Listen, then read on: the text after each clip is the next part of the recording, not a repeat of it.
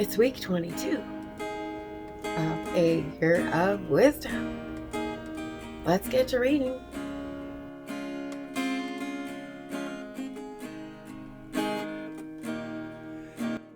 Day 149.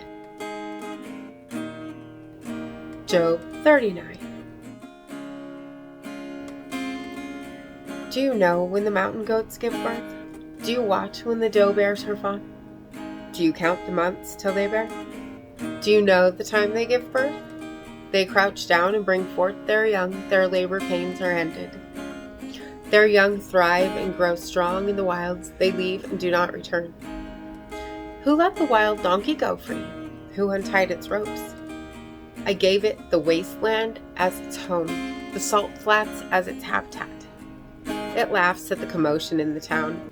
It does not hear a driver's shout. It ranges the hills for its pasture and searches for any green thing. Will the wild ox consent to serve you? Will it stay by your manger at night? Can you hold it to the furrow with a harness? Will it till the valleys behind you? Will you rely on it for its great strength? Will you leave your heavy work to it? Can you trust it to haul in your grain and bring it to your threshing floor? The wings of the ostrich flap joyfully, though they cannot compare with the wings and feathers of the stork. She lays her eggs on the ground and lets them warm in the sand, unmindful that a foot may crush them, that some wild animal may trample them. She treats her young harshly as if they were not hers. She cares not that her labor was in vain, for God did not endow her with wisdom, or give her a share of good sense. Yet when she spreads her feathers to run, she laughs at horse and rider. Do you give the horse its strength, or clothe its neck with a flowing mane? Do you make it leap like a locust, striking terror with its proud snorting? It paws fiercely, rejoicing in its strength, and charges into the fray. It laughs at fear, afraid of nothing. It does not shy away from the sword. The quiver rattles against its side, along with the flashing spear and lance. In frenzied excitement, it eats up the ground. It cannot stand still when the trumpet sounds. At the blast of the trumpet, it snorts, "Ah!" It catches the scent of battle from afar, the shout of commanders and the battle cry. Does the hawk take flight by your wisdom and spread its wings toward the south? Does the eagle soar at your command and build its nest on high? It dwells on a cliff and stays there at night. A rocky crag is its stronghold. From there it looks for food. Its eyes detect it from afar. Its young ones feast on blood, and where the slain are, there it is. Proverbs 29. Whoever remains stiff-necked after many rebukes will suddenly be destroyed without remedy.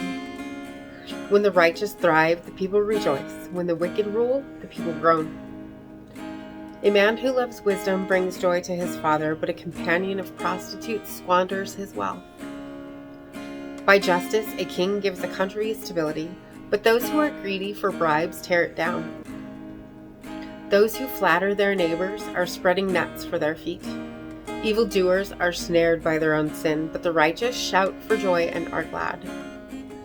The righteous care about justice for the poor, but the wicked have no such concern. Mockers stir up a city, but the wise turn away anger.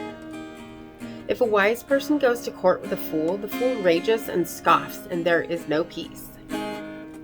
The bloodthirsty hate a person of integrity and seek to kill the upright.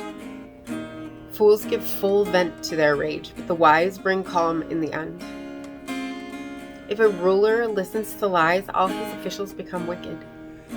The poor and the oppressor have this in common: the Lord gives sight to the eyes of both. If a king judges the poor with fairness, his throne will be established forever. A rod and a reprimand impart wisdom, but a child left undisciplined disgraces its mother. When the wicked thrive, so does sin, but the righteous will see their downfall. Discipline your children and they will give you peace. They will bring you the delights you desire. Where there is no revelation, people cast off restraint, but blessed is the one who heeds wisdom's instruction. Servants cannot be corrected by mere words. Though they understand, they will not respond. Do you see someone who speaks in haste? There's more hope for a fool than for them. A servant pampered from youth will turn out to be insolent. An angry person stirs up conflict, and a hot-tempered person commits many sins. Pride brings a person low, but the lowly in spirit gain honor. The accomplices of thieves are their own enemies. They are put under oath and dare not testify. Fear of man will prove to be a snare, but whoever trusts in the Lord is kept safe. Many seek an audience with a ruler, but it is from the Lord that one gets justice. The righteous detest the dishonest. The wicked detest the upright. And as always, thank you so much for being here today. If you haven't already, hit that subscribe button right there and click the bell so you'll get notifications. And I will see you tomorrow for another reading. Without a doubt, you'll carry me out of the storm. I'm standing at the crossroads. I'm lost without a clue. I need a big pink neon sign to show me what to do. I thank you, Lord. It glorifies you when you're the only answer. I praise you, Lord, for holding what's too much for me. And I'm amazed by you, Lord, because nothing's too big and nothing's too small to lay at your feet.